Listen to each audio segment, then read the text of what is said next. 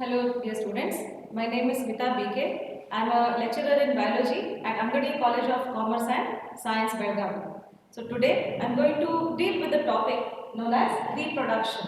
So what is reproduction? The production of young ones from its parents. Say generally that is the simple definition that we use for reproduction.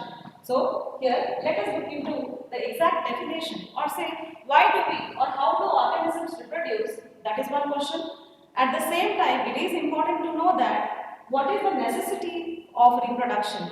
So, how do organisms reproduce? You must have studied in your 10th standard. So, here we are going to study what is the exact process of reproduction, why is it important.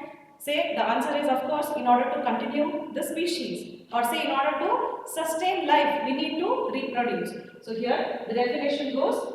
Reproduction is defined as a process in which an organism gives rise to young ones or offspring similar to itself. See, the term offspring here, it is used for young ones. Young ones, the ones which are produced from their parents.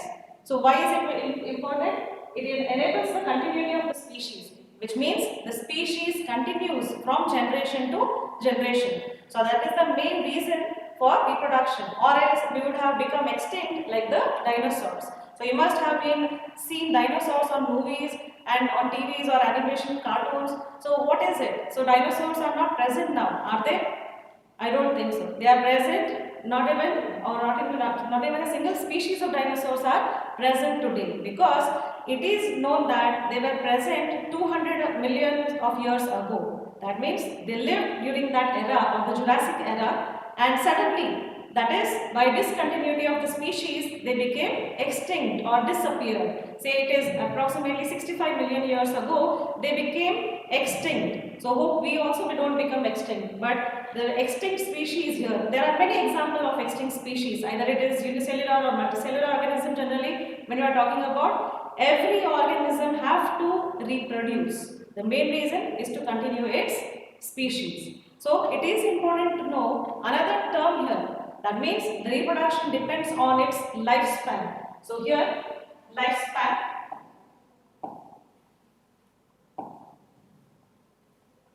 what is lifespan? It is the period from birth to the natural death of an organism. So any organism it might be, a unicellular organism, multicellular organism. Say for example plants and animals, they have different lifespans. So we human beings also have different lifespan, but it is only till the natural death, not accidental. For example, a person meets with an accident, doesn't mean that the person can live only up to say 20 years or 30 years or 50 years. The approximate life cycle, or say lifespan, it is from birth to the natural death of an organism. For example, here you can see the cow has a lifespan of 18 to 22 years, whereas the turtle has a lifespan of 80 to 120 years.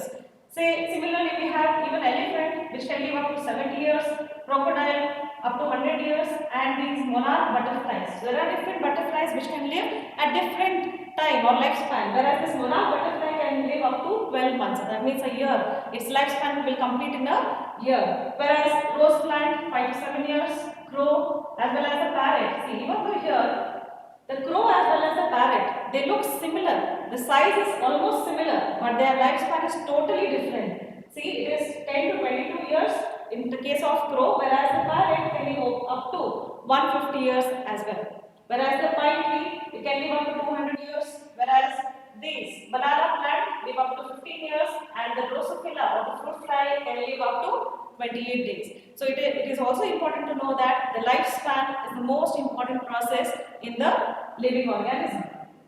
So next here. So coming to this type of reproduction or types of reproduction. So basically depending on whether a single organism is present or two parents are involved, whether a single parent or two parents are involved in the process of reproduction, the reproduction is divided into two methods, that is asexual and the sexual one. Asexual reproduction usually is found in very simple like organisms, for example single-celled organisms or some plants and some animals which are showing any simple organization, whereas sexual reproduction is seen in plants, animals, or some organisms which show a slightly complex organization of their body.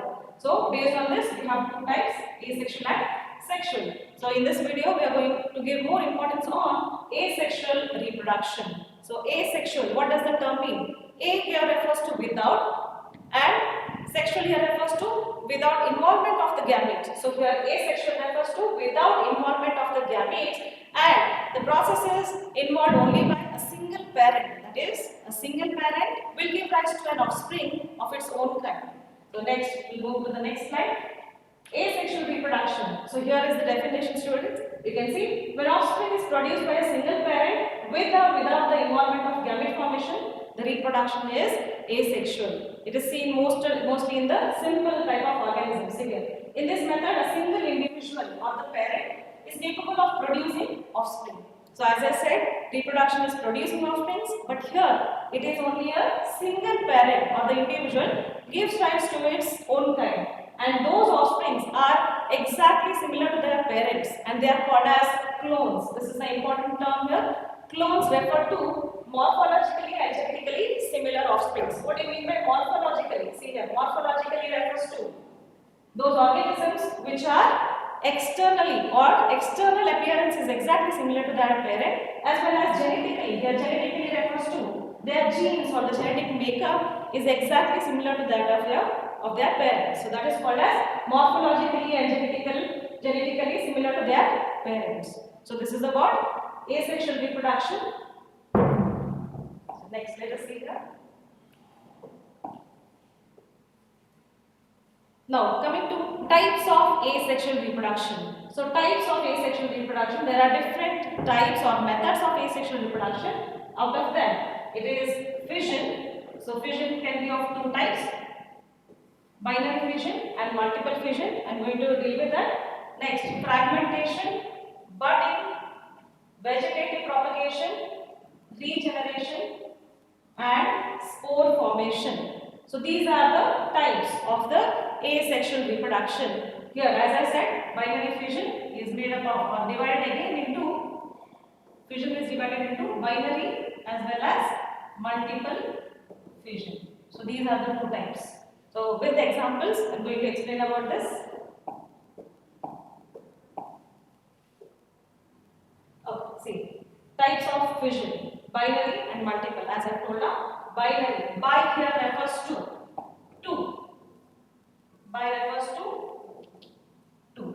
Binary fission refers to division of a single organism into two offsprings, or the offsprings produced are two in number. Whereas the term multiple, as you all know, multiple refers to many number of individuals are produced by a single parent. So that is called as multiple fission. So let us look into the examples of binary fission and multiple fission.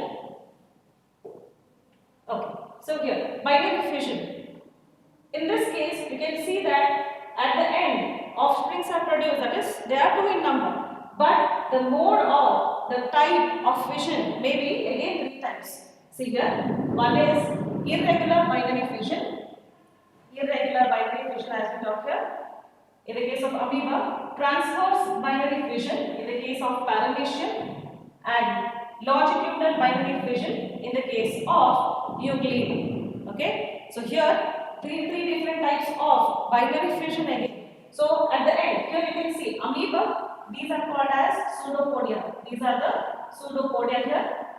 They will divide into two daughter cells. This is the parent cell. These are the daughter cells. But how do they divide? The main or the important process involved in the fission is that it includes cell division. It includes cell division. Wherein a cell divides by the process called as mitosis, usually seen in many simple organisms. By the process of mitosis, which is a type of cell division, one single cell or parent cell first divides its nucleus. See, this is the nucleus which is dividing. So this is called as, the process usually it is referred to as karyokinesis or say nuclear division. Very simple term, karyokinesis, nuclear division. Whereas here, you can see the next slide, next diagram also here, the nuclei has divided into two. They are called as daughter nuclei. Now these two daughter nuclei, they divide, and finally at the end you can see that the cytoplasm also divides. Cytoplasm divides. So this is called as cytoplasmic division or cytokinesis. That is a term used. So at the end of the process, you can see one single parent giving rise to two daughter cells. First, the nucleus divides, then the cytoplasm divides, giving rise to two equal or say two identical daughter cells from the single parent cell. So that is called as cytokinesis, karyokinesis. Finally, you have the product of binary fission, two daughter cells. Similarly here, transverse, which means the division occurs transversely. As you can see in this diagram, transversely the division of two nuclei will occur, or two daughter cells will occur, and here we can see it is irregular any place, because amoeba, as you all know, this is a unicellular protozoan which is irregular. They don't have a perfect shape. It is irregular in shape and size. So here, for example, here longitudinal, the division occurs longitudinally, or the binary fission occurs longitudinally. As a result, it gives rise to two daughter cells, and the division becomes longitudinal. Final product is two daughter cells. So this is called as binary fission. So next here, multiple fission. With the same example, that is amoeba, you can imagine that a single cellular organism, they also undergo fission as well as different metabolic processes. But here when we can come into reproduction in amoeba, one is by binary fission, and the second method or alternative method is multiple fission, which means multiple fission here refers to, see here, you can see the binary fission just now as it was explained. Binary fission, cell undergoes division, the nucleus divides, cytoplasm divides, and finally you have two daughter cells. But here, in the case of multiple fission, see here, this is a fully grown amoeba which will stop moving. That means with the help of pseudopodia, usually movement occurs. But here, when it has to undergo multiple fission, or when it has to divide further, it will stop its movement. Then it forms a three-layered cyst. So this is the cyst, or the three-layered protective covering called as cyst. That means when the conditions are not favorable, or when the conditions are unfavorable for the growth, what happens there? It forms, or the amoeba forms a cyst around itself, and this cyst is so strong and safe that, see here, you can see that division occurs. Many daughter nuclei are formed instead of two in the case of binary fission. Here, many nuclei are formed at the same time, and it is all happening inside the cyst, a protective covering. Then, when the conditions return, or say when the unfavorable conditions are not present, and when the favorable conditions return, this cyst will break and it will form many daughter cells instead of two daughter cells as in binary fission. Many daughter cells are formed at the same time. Suddenly the cyst breaks and many daughter cells are formed.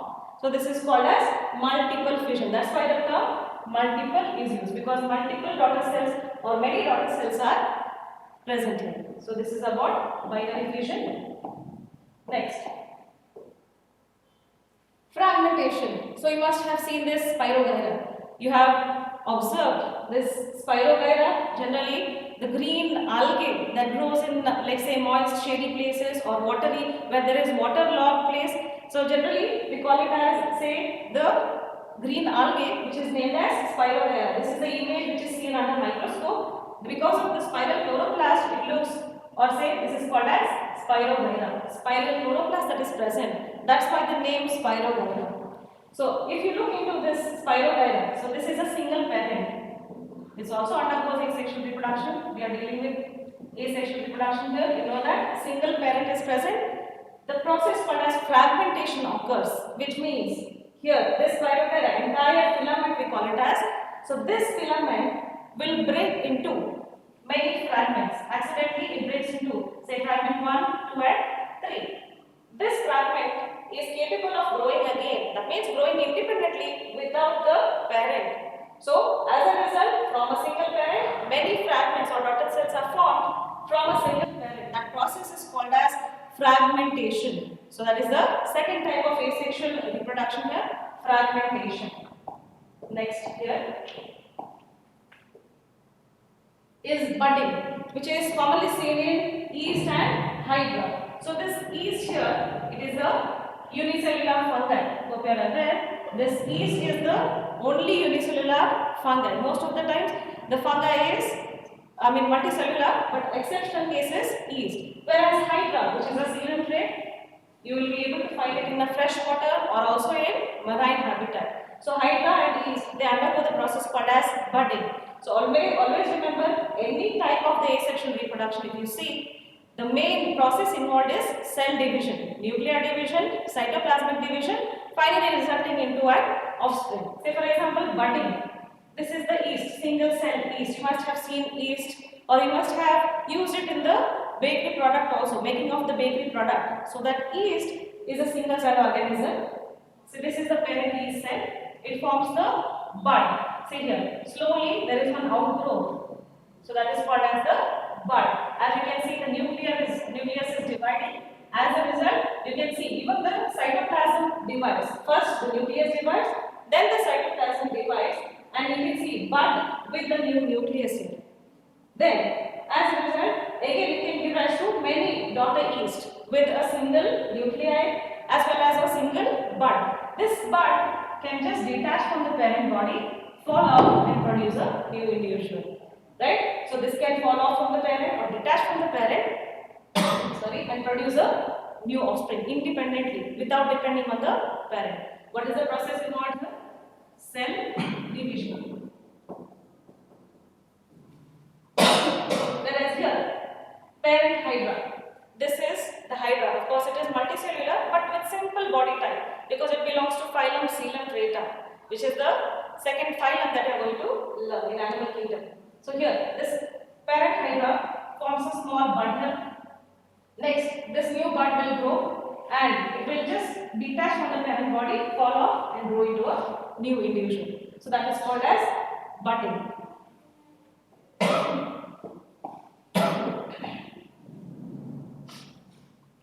Next step is the vegetative propagation. So here, vegetative propagation is possible with the process of, or say,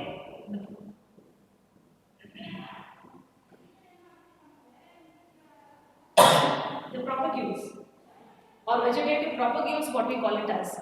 Vegetative propagules, these are the structures which can alone give rise to new individual, usually seen in most of the plants. Say plants, for example, this is agave, a plant called agave, whereas the bulbil or the structure of the agave, bulbil, it can give rise to a new plant, whereas this is the leaf called as the leaf of bryophyllum,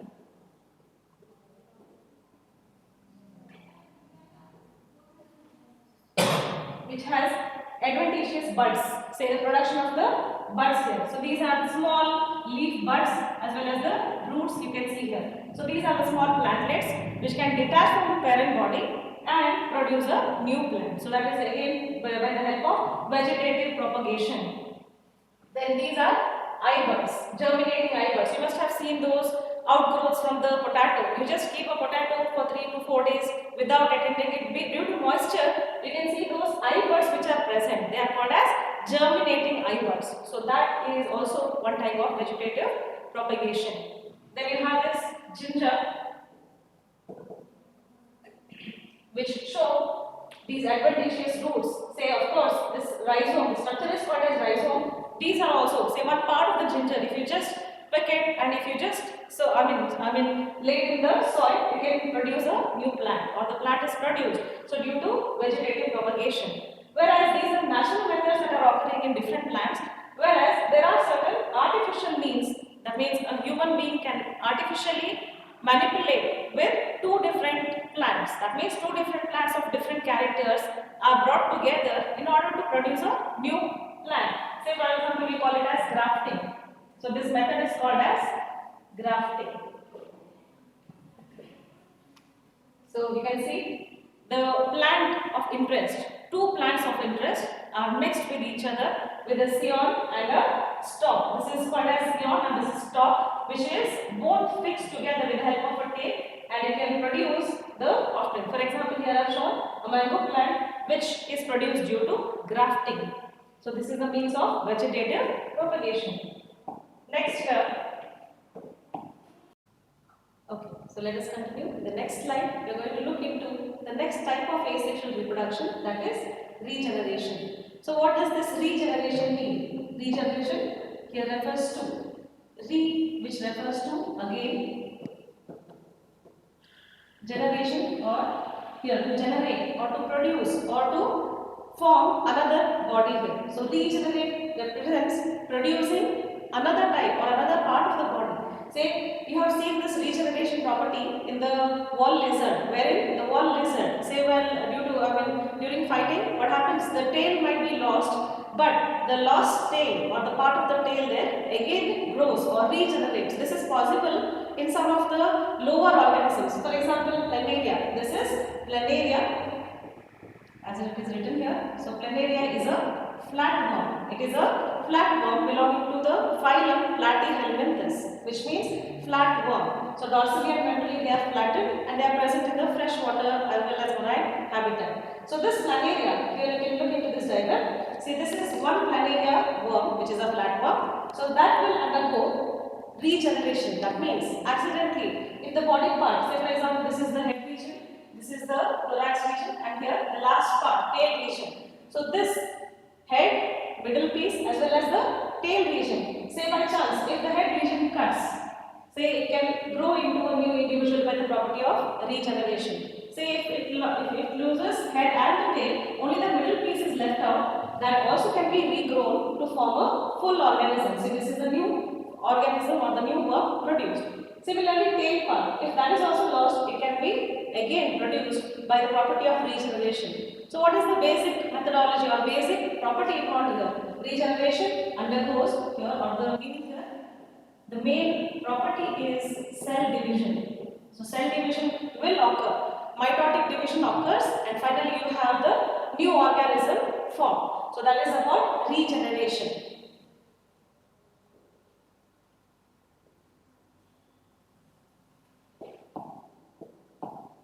Okay. Next, after regeneration, you have this spore formation. So you might have seen some of the bread. This is the diagram of a bread. If it is kept open, or say if it is allowed to expose to moisture, say within few days you can see some black spots there. But under the microscope, if you look, it is nothing but the rhizopus or the bread mold, commonly called as bread mold. So the mode of reproduction here or the formation here is spore formation. So this is spore formation, as you can see. The spore formation or the spore formed here will fall on the ground, and again you can see the production of the individual.